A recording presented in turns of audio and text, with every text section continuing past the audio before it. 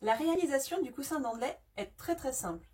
Vous avez 3 morceaux de tissu, de la mousse. Alors tout d'abord, votre morceau de Minky qui est surjeté, vous allez donc le poser de cette manière. Ensuite, il faut que vous choisissiez le tissu que vous allez mettre de face. Alors, vous allez pouvoir faire donc 2 essais. Donc, soit vous mettez le tissu pingouin derrière et vous créez la poche avec le tissu à petits pois. Alors, pour créer la poche, ce sera très simple en fait. Vous allez faire 2 pliures d'environ 1 cm, donc comme ceci. Une pliure, 2 pliures. Donc, ça fera voilà, une poche comme ça. Si vous préférez donc le faire avec le petit tissu pingouin, donc vous faites pareil, vous pliez environ d'1 cm de chaque côté, puis vous réitérez l'opération, ce qui fera une poche comme cela. C'est à vous de choisir. Alors,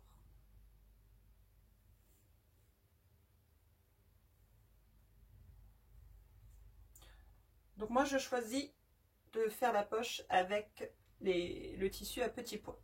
Alors, vous faites votre pliure. Alors, si la pliure, vous n'arrivez pas à la faire à main levée comme cela, vous pouvez tout simplement prendre une règle et mesurer le tissu et faire votre pliure.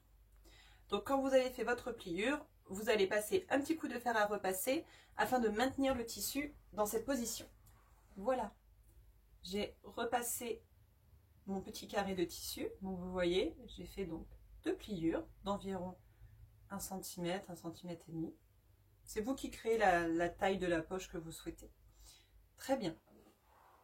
Alors maintenant, on va passer à la couture.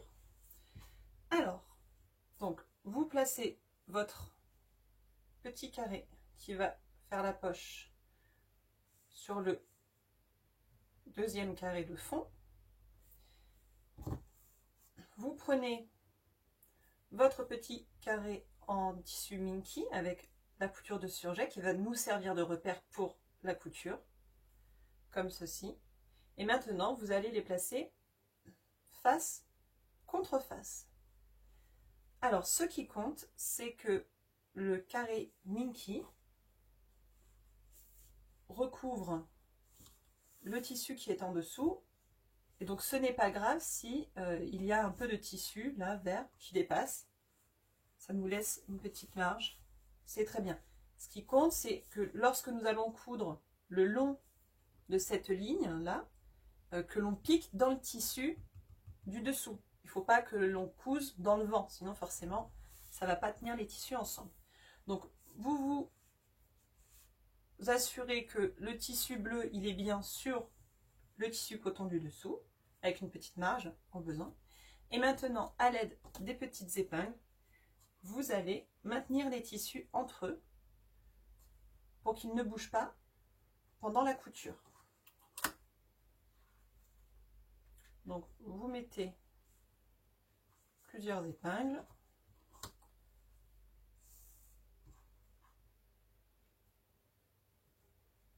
Voilà. Au besoin, vous pouvez un petit peu tirer sur le tissu en polaire Minky, puisque c'est un tissu qui est légèrement extensible. Voilà. On va peut-être mettre une petite épingle au milieu.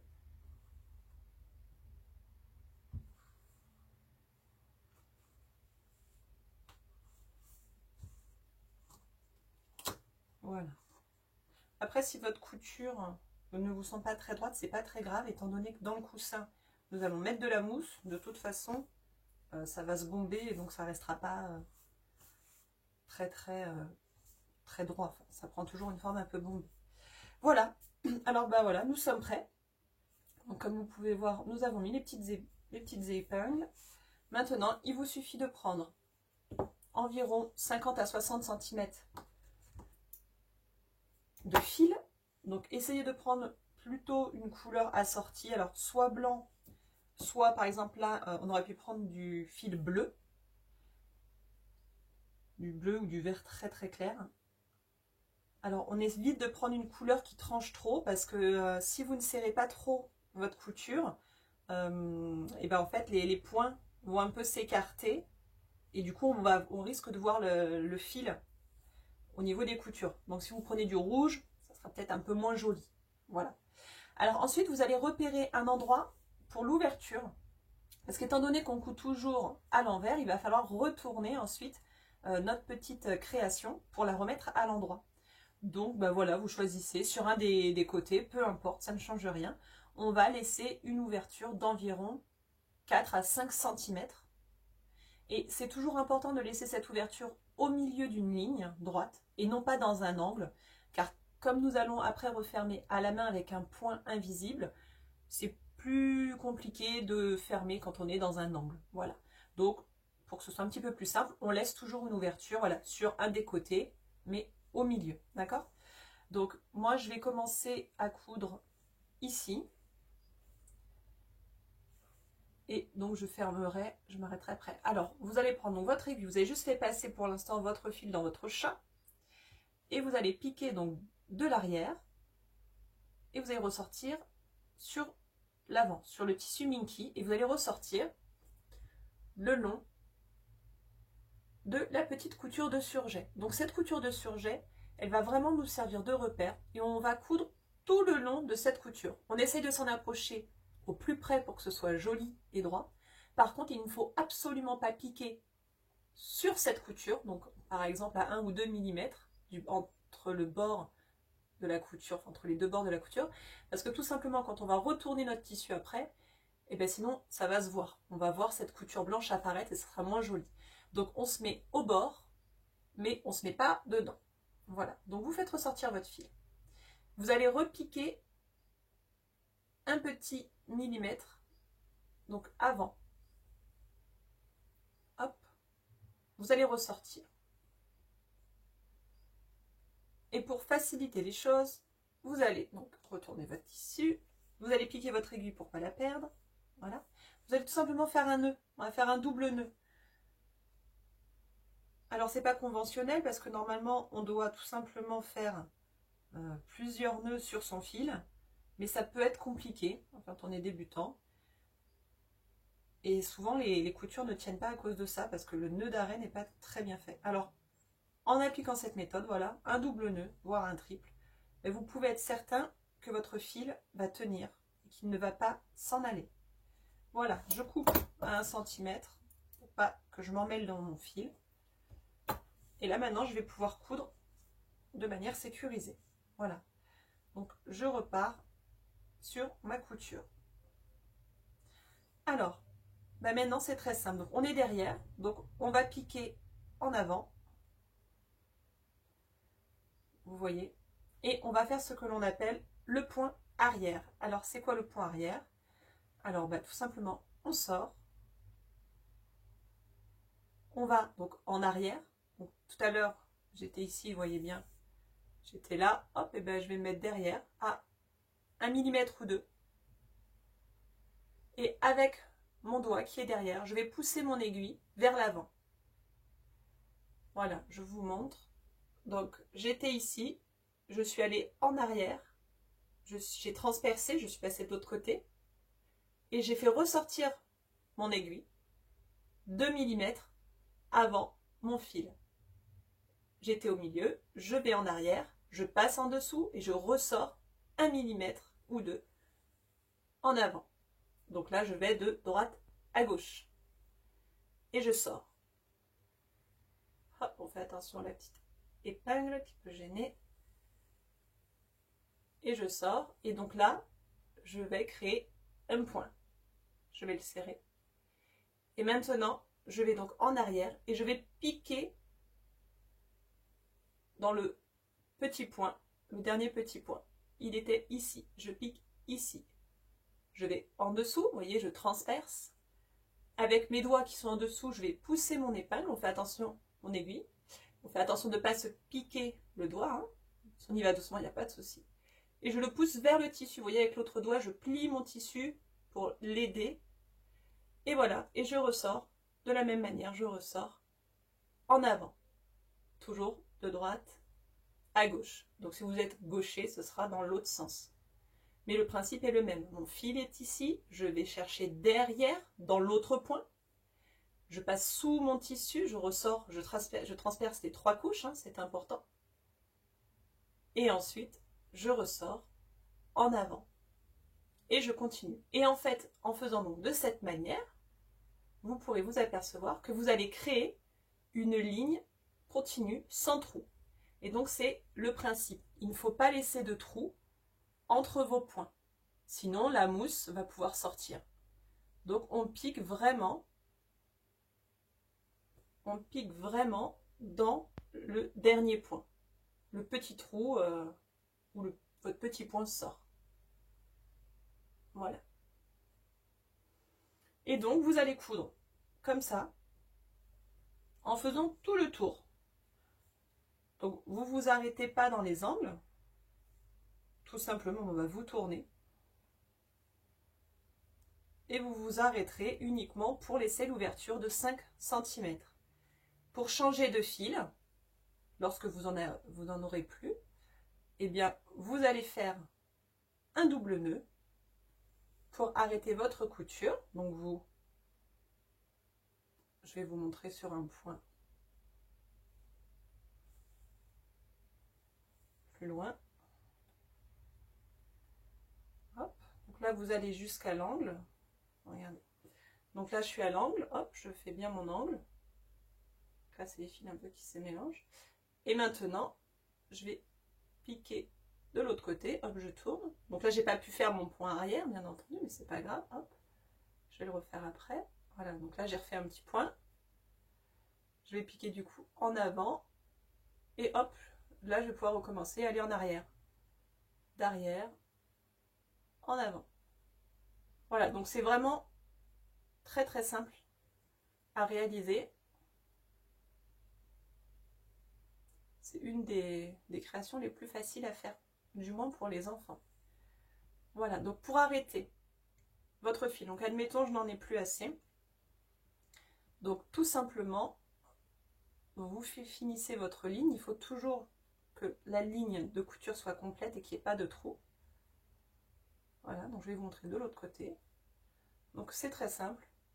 Vous prenez votre aiguille, vous piquez dans votre tissu 2-3 mailles. On reste dans l'intervalle de couture. Alors, on ne va pas piquer en plein milieu ici, on reste là, ça ne se verra pas quand on va retourner. Vous allez serrer, puis vous voyez là, il y a une boucle.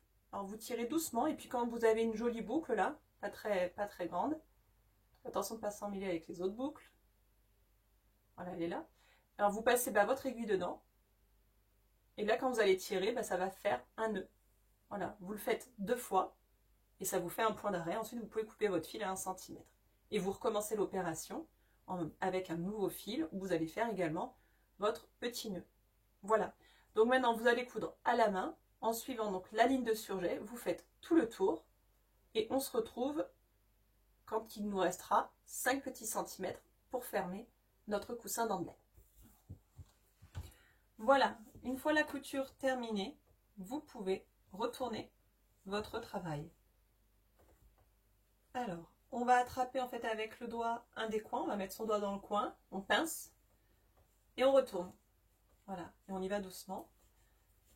On retourne son petit coussin. Alors, il n'y a pas besoin de couper les tissus du bord pour cette création, parce que de toute façon, on va y mettre de la mousse dedans. Donc, c'est pas grave si ça fait des surépaisseurs.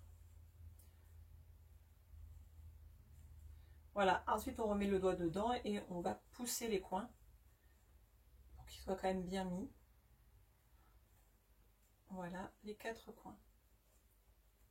Hop, comme vous pouvez le voir, j'ai ma petite poche qui est créée, dans laquelle ensuite on va pouvoir glisser la petite dent en échange de petites pièces.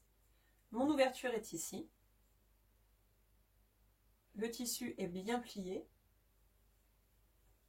Ma petite broderie. Voilà, votre coussin est presque terminé. Il ne vous reste plus qu'à insérer la mousse à coussin. Alors pour lui donner un peu un bombé, n'hésitez pas un petit peu à l'aérer. Voilà.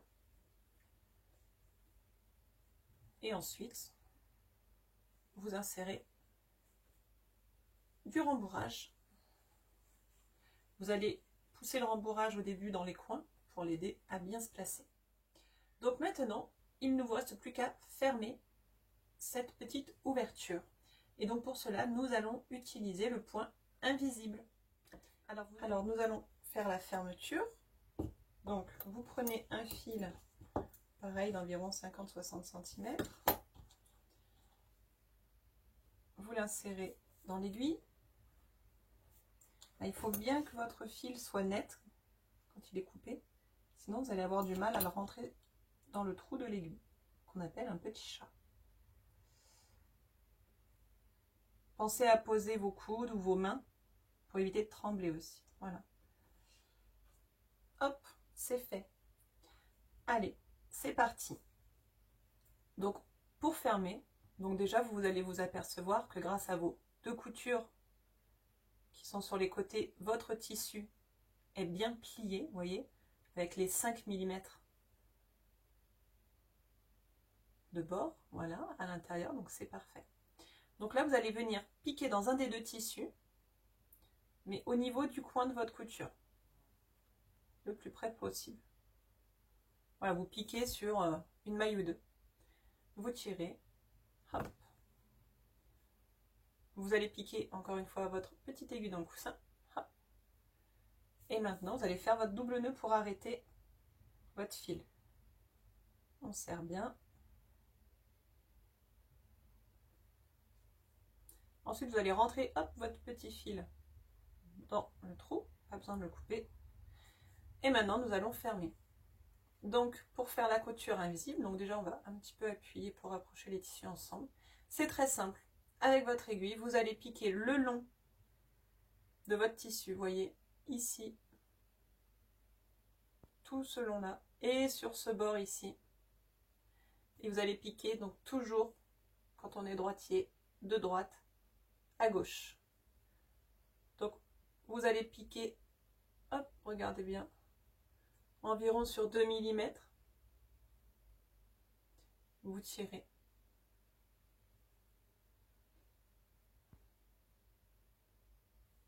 Et maintenant, vous allez aller dans le tissu qui est en face, ici le tissu bleu.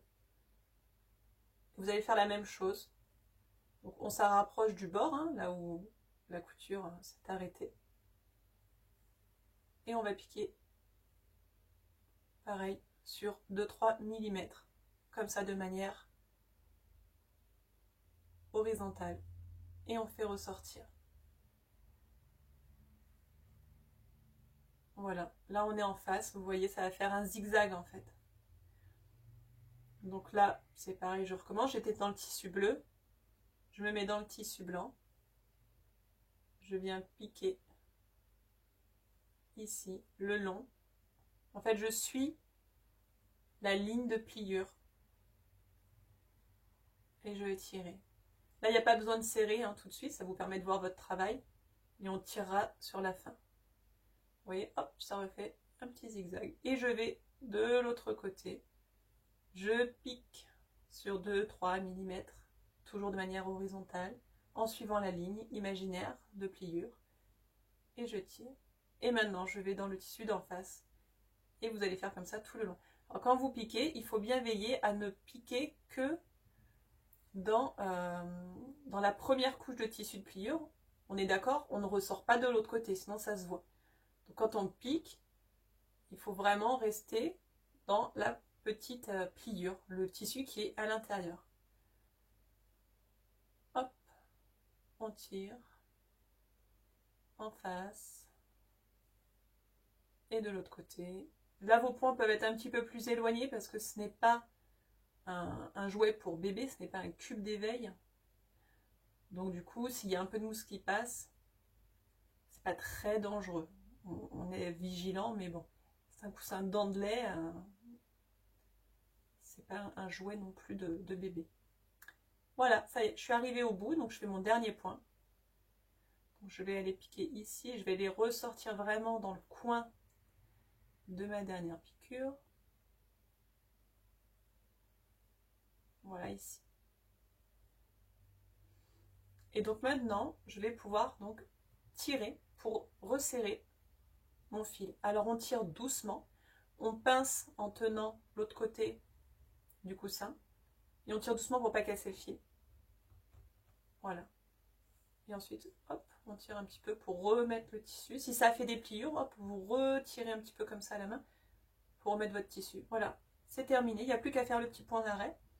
Donc on va piquer au milieu, dans la jointure des deux tissus. Hop, la petite boucle, on passe notre aiguille, on fait un petit nœud, on serre, on le fait 2 fois au même endroit. Hop, doucement, on passe dans la boucle, on tire, notre point est terminé. On pique au niveau de notre point, on va ressortir 2 cm plus loin, vous voyez, hop, ici, on tire, voilà, sans faire de pliure. Et maintenant, on va pouvoir couper notre fil en sécurité, puisque nous sommes à environ 2 cm de notre nœud. Donc notre nœud ne peut pas se défaire. Et voilà, votre petit coussin dent de lait est terminé. Vous allez donc pouvoir mettre votre petite dent dedans, en attendant que la petite souris vienne l'échanger contre des petites pièces ou autres. Voilà. J'espère que le tuto vous aura plu et que vous aurez tout compris.